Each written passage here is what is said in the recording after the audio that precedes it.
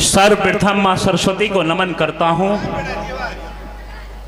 और भगवान कृष्ण के इस पावन भूमि को नमन करता हूं। लेकिन एक बात बड़े मन से कहना चाहता हूं, एक बेटी जो 1500 किलोमीटर से दूर आई, रांची से आई, अगर दद्दू दिल्ली से यहां आए तो इस महोत्सव की तालियां इतनी कमजोर नहीं होनी चाहिए जितनी कमजोर है साहब। वो बेटे जो सरहद पर खड़े हैं, एक बार उनके बारे में सोचो। आप उनके याद में 2 मिनट नहीं रुक सकते? कैसे लोग हैं यार आप। मेरा दोस्त है राम, वो लिखता है कि शायद तुम्हारी आंखों का मर गया पानी, अरे सपने भी तो तुम उन्नति के बुन नहीं सकते। इस देश के लिए जान तुम क्या खाक दोगे जब बातें भी तुम देश की सुन नहीं सकते। जितने लोग आगे से पीछे तक खड़े हैं, मैं चाहता हूं एक बार अपने हाथ उठाएं दोनों, और हाथ वो ही व्यक्ति उठाए जिसे भगवान ने दिए हैं। बाबा जी आपको नहीं दिए क्या? एक बार ताली में बदलो। अरे कविता का काम क्या है साहब? हम कविता क्यों लिखते हैं? यहां भी लोग उपस्थित हैं क्योंकि जिस गांव में बारिश नहीं पड़ती, क्या है कविता कि जिस गांव में बारिश नहीं पड़ती वहां की फसलें खराब हो जाती हैं। अरे जहां संस्कार पैदा नहीं होते वहां नस्लें खराब हो जाती हैं। अरे जिंदाबाद। यदि ये नस्लें बचेंगी, इसका काम कविता करती है साहब। और श्रीधि महोत्सव में यदि आप लोग बैठे हैं तो कविता का सम्मान होना चाहिए। और मैं क्या लिखता हूं, मंच बड़ा है और संचालन भैया कर रहे हैं। मैं चाहता हूं इनके संचालन के लिए तालियां बजनी चाहिए आपकी। ये भाई साहब ताली बजा भी लेते हो, बजाते नहीं हो यार, क्योंकि ताली वो नहीं बजाते जिन्हें खुशी या गम होता है। अरे ताली तो वो बजाते हैं जिनकी बाजुओं में दम होता है। अरे क्या है कविता? अरे लिखने को तो लिख सकता हूं चमक चांदनी की बातें, लिखने को तो लिख सकता हूं चमक चांदनी की बातें, तन मन खूब भिगो जाएंगी शबनम वाली बरसातें। लेकिन जब तक इस धरती पर संकट में रखवाला है, सबको रोटी देने वाला खाली हाथ निवाला है, तब शब्दों के अंगारों से आग लगानी होती है। आम आदमी की कवियों को आवाज उठानी होती। बहुत अच्छे, बहुत अच्छे, वाह वाह वाह वाह वाह,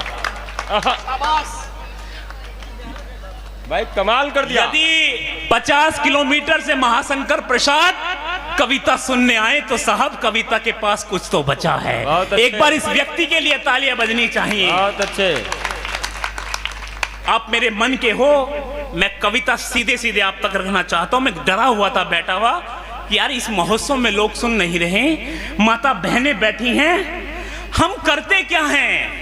हम लोग रात रात भर जागते हैं। हम इन माओं को नमन करते हैं साहब जिनकी कोख से भगत सिंह पैदा हुए, जिनकी कोख से चंद्रशेखर आजाद पैदा हुए। मैं खूब लिखूं कविता यार, छोटा छोटा कतरा समंदर हो नहीं सकता। यदि आपकी हथेलियों में भी दम बचा हो तो मोहब्बत देना। मैं खूब लिखूं कविता यार, छोटा छोटा कतरा समंदर हो नहीं सकता। एक छोटी सी बात के लिए जान देनी पड़ती है। हर नौजवान भगत सिंह सा कलंदर हो नहीं सकता। वाह वाह वाह वाह। अरे हजारों उड़ रहे फजाओं में देख लो, जिंदाबाद। हजारों उड़ रहे फजाओं में देख लो। शाबाश, वाह। अरे कमाल कर दिया बच्चे, वाह वाह वाह वाह, जिंदाबाद। बहुत अच्छे। अरे वाह। एक बार ताली बजाकर, मैं एक ऐसा खिलौना हूं जो आपकी तालियों से चलूंगा। बहुत अच्छे, वाह। अरे अद्भुत कर दिया भाई। सैल्यूट धमश्री के लोगों, एक बार जोरदार तालियों का आशीर्वाद इस बच्चे को और दीजिए। वाह वाह वाह वाह, अद्भुत हो गया, वाह वाह वाह वाह। हजारों उड़ रहे फजाओं में देख लो, क्या बाज सा परिंदा है? 100 से भी ज्यादा साल हो गई, भगत सिंह आज भी जिंदा है। लेकिन किन बेटों को नमन करता हूं साहब, क्यों कविता लिखता हूं मैंने महाराणा प्रताप नहीं देखे जो इस देश की रक्षा करते थे। वो पराक्रम का बड़ा श्रोता मैंने नहीं देखा, लेकिन मैंने वो बेटे ऑपरेशन सिंदूर में सरहद के पार महाराणा प्रताप की तरह लड़ते हुए देखे। ये मंच समृद्धशाली है। एक छंद में रखता हूं, देश के सैनिक की तुलना महाराणा प्रताप से करता हूं। मैं आपकी चेतना चाहता हूं। कौन है महाराणा प्रताप? कि सीमा पर जो खड़े हुए, मैं बहुत आपकी हथेलियों में अगर जोश बचे तो मोहब्बत देना कि देश के सैनिक कौन हैं? वो बेटे सरहद पर अपने परिवार को छोड़कर खड़े हैं साहब। तब ये महोत्सव समृद्ध हो पाते हैं, ये महोत्सव बन पाते हैं साहब। कि सीमा पर जो खड़े हुए, तिलक लगाए माटी का, हर सैनिक एक महाराणा है, योद्धा हल्दी घाटी का। अरे तलवारों पर शमशीरों पर हमने चलना सीखा है। देशभक्ति की पावन लो पर हमने चलना सीखा है। अरे घर में घुस करके दुश्मन के झुंड उजाला करते हैं। हम बेटे हैं मां काली के मुंड खड़ा करते हैं। वाह वाह वाह वाह वाह वाह वाह वाह वाह। हम बेटे हैं मां काली के मुंड उखाड़ा करते हैं। बहुत अच्छे, वाह बहुत अच्छे, ऐसी बना मैं बात बताऊं। बहुत अच्छे, निश्चित रूप से। हाँ ऐसे ले लो। आप ताली बजा के सम्मान कर सकते हैं। बहुत बड़ा आशीर्वाद है बच्चे। वाह वाह वाह वाह वाह। पढ़ते रहो, जीते रहो। वाह वाह वाह वाह, बहुत अच्छे। बहुत मोहब्बत आपने दी। मैं आपको नमन करता हूं। क्या सुन रहे हैं आप लोग?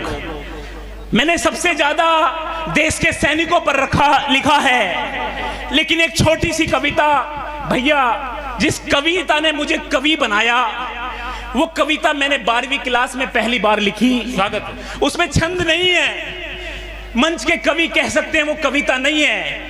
लेकिन जो लोग जा रहे हैं, मैं उनसे कहता हूं, यदि आप गए हमें छोड़कर तो हम भी ये कह जाएंगे, बीच भंवर में साथ छोड़ने वाले भी बह जाएंगे। और युद्ध में यदि अर्जुन बनना है तो पूरी बात सुनो, अर्ध कथाएं सुनने वाले अभिमन्यु रह जाएंगे। मैंने एक आरती सैनिक की लिखी है। मैं आपका ध्यान चाहता हूं। अब आप जहां बैठे हैं बस वहीं से मोहब्बत देना। मैं आपके मन की बात करना चाहता हूं। क्या सैनिक बनता है इस देश का? सैनिक करता क्या है साहब? मैं उस कविता को आपके चरणों की रज में रखना चाहता हूं। मैं उसका महोत्सव करना चाहता हूं। मैं मोहब्बत आपकी चाहता हूं कि कौन बनता है सैनिक। मेरे साथ होना यहाँ जो युवा है, मैं उनको समर्पित करता हूं कि वो वही मिट जाएगा, ये वो सैनिक जानता है कि वो वही मिट जाएगा, ये वो सैनिक जानता है। लेकिन फिर भी वो सरहद को भगवान मानता है। देवों की पूजा उसका बलिदान है, परिवार से बड़ा उसके लिए हिंदुस्तान है। अरे क्या भगवान, अरे क्या भगवान, क्या हरा रंग है इस गगन के लिए। एक सैनिक जान दे देता है वतन के लिए, अपनों के लिए कभी जिंदा नहीं होता। माता जी आप खड़े ना हो, 1 मिनट बैठ जाओ बस। अपनों के लिए कभी जिंदा नहीं होता, मर भी जाए तो उसका परिवार शर्मिंदा नहीं होता। और माँ की जब भी याद आती है तो वो घबरा जाता है। क्या हुआ साहब? यदि आपने देश की शौर्यता न सुनी तो आपकी पीढ़ियां नपुंसक पैदा होंगी। उस ऑपरेशन सिंदूर में क्या हुआ साहब? पहलगाम की घटना को मैं इस मंच पर रखना चाहता हूं। और 1 मिनट को जितने लोग बैठे हैं, यदि आपको वो घटना समझ में आए तो मोहब्बत देना कि नफरत से हमको क्यों पुकारा गया, नफरत से हमको क्यों पुकारा गया, दर्द हमारी आंखों में क्यों उतारा गया। दुनिया के सारे सेकुलर लोग बताएं कि धर्म पूछकर ही क्यों मारा गया। कैप्टन नरवाल की शादी 6 दिन पहले हुई थी, 7वें दिन पहलगाम में गोली मार दी। 3 दिन बाद पार्थिव शरीर गांव में गया। उसकी पत्नी उस नीली कमीज से लिपट कर रोती रही, जिस कमीज को पहनकर वो शहीद हुआ। उस पत्नी की वेदना क्या होगी, मैं आपके दिल तक पहुंचना चाहता हूं। जिस पत्नी की शादी 6 दिन पहले हुई, वो अपने पति से क्या कह रही थी, वो देश से क्या कह रही थी कि कुछ अक्ष भी ना पी पाई मैं तुम्हारे साथ, कि कुछ अक्ष भी ना पी पाई मैं तुम्हारे साथ, कुछ तराने भी ना सी पाई मैं तुम्हारे साथ। 7 जन्म साथ चलने का वादा किया था। अरे 7 दिन भी ना जी पाई मैं तुम्हारे साथ। हाय हाय हाय हाय हाय हाय। बेटा शहीद हुआ, हरियाणा की मां बोली पियो के मिल जाएगा, ये देश जीत जाएगा। मेरा बेटा कहां है? उस रात जब युद्ध हुआ, पूरे देश ने कहा कि ये सीज फायर नहीं होना चाहिए, युद्ध रुकना नहीं चाहिए। मैं आपसे कहना चाहता हूं, आप जिस समय यहां बैठे हैं साहब, जिस दिन वो युद्ध चला था ना साहब, वो घर, वो परिवार नहीं सो पाए जिनके बेटे सरहद पर खड़े थे। उस मां ने क्या कहा, मैं इसे लिखते हुए रोया हूं। यदि यहां महोत्सव में बैठे लोग दिल से देश को जिया होगा तो इस बेटे को मोहब्बत देना कि दुश्मन से हाथ उसने मिलाया भी नहीं था, कि दुश्मन से हाथ उसने मिलाया भी नहीं था, आंखों में सपनों को सजाया भी नहीं था। ये जंग जीत जाएगा देश जानती हूं, मगर मेरा बेटा तो वापस घर आया नहीं था। मैं इस कविता के अंतिम पड़ाव की तरफ चलता हूं। राजस्थान के पास के एक बेटे की कहानी सुनाता हूं। 10 सेकंड की कहानी है। वो बेटा जब सरहद पर जा रहा था, अपनी माँ से बोलकर गया था, माँ मैं 28 तारीख को आऊंगा, अपनी पसंद की साड़ी लेकर आऊंगा। माँ तू अपने पसंद की साड़ी मत खरीदना। 28 तारीख को तो वो बेटा नहीं आया।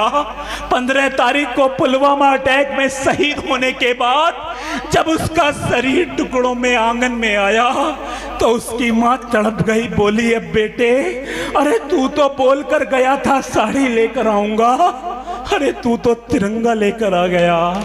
यदि उस गठरी बंधे शरीर में अपनी माँ से बोलने की ताकत होती तो मैं अपना स्थान लेना चाहता हूँ और आपकी मोहब्बत समेटना चाहता हूँ।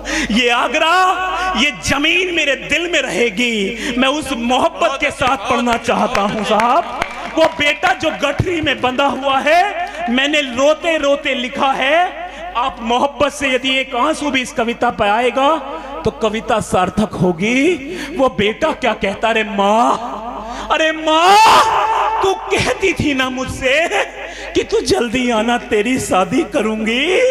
अरे वादा जो मैंने तुझे किया था भूला नहीं था। अरे शौक मुझे भी था कि मैं शादी करूं, लेकिन और शहीदों की तरह फांसी पर झूला नहीं था। पर माँ तू फिक्र न कर, मैंने अपनी शादी रचा ली है, इस देश की सरहदी अपनी दुल्हन बना ली है। वाह वाह वाह वाह वाह। आपने मोहब्बत पे सुना, मोहब्बत कहा। मेजर डोंडियाल की उम्र 27 साल थी साहब। 25 साल की पत्नी सैल्यूट करते हुए बोली, मेजर डोंडियाल आप झूठ बोलते थे, सबसे ज्यादा मोहब्बत मुझसे करते हो, मुझसे ज्यादा मोहब्बत तो वतन से करते थे जिसके लिए मिट गए साहब। उस पत्नी ने क्या कहा, बहुत दिन बाद लौटकर गांव से आया होगा, बहुत दिन बाद लौटकर, मैं अपनी अंतिम दौर में हूं, अपनी मोहब्बत मुझ तक देना कि बहुत दिन बाद लौटकर गांव से आया होगा, सरहद की मिट्टी में उसको अपना चेहरा दिखा होगा। हुआ शहीद तो पत्नी चीख कर बोली, जरा ध्यान से देखो किसी खत में मेरा नाम लिखा होगा। बहुत बहुत आभार, बहुत बहुत धन्यवाद।